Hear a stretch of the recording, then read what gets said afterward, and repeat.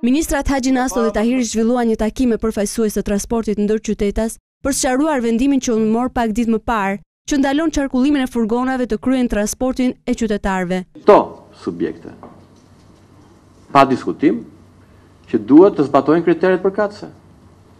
Për sa i takon cilësisë automjetit, për sa i takon cilësisë drejtuesit të mjetit.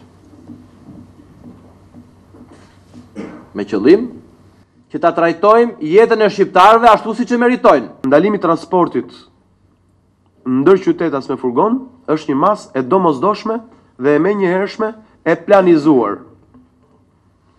E planizuar do të thotë duke përfshirë dhe këtë takim, duke përfshirë dhe takime tjera me grupet e interesit, duke përfshirë ndërtimin e një modeli modern transportit publik dhe sigurisht sanksionet për ata që shkelin ligjin.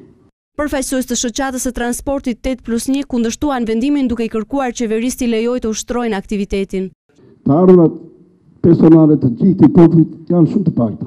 Ka marrë kredita bankare që si përballojnë dot. Ky nuk është një takim në cilët ne të shprehim realisht dhe dialogojmë bashkarisht për të gjetur kompromisin e mundshëm midis dy palëve për daljen nga situata. Gjykojmë që shërbimi i furgonave nuk e ka fajin ke furgoni, por ke standarde të paplotësuara në raste të caktuara, që do thotë kërkojmë nga qeveria të marrë masa për standardin e furgonit.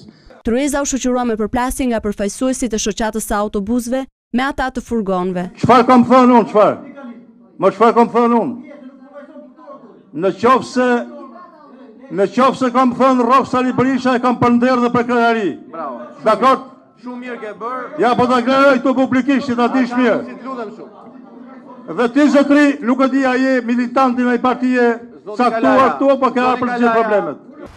Sipas të dhënave nga Ministria e Transportit, në të gjithë vendin operojnë 2149 furgona, 1590 taksi 4+1 dhe 459 autobuza.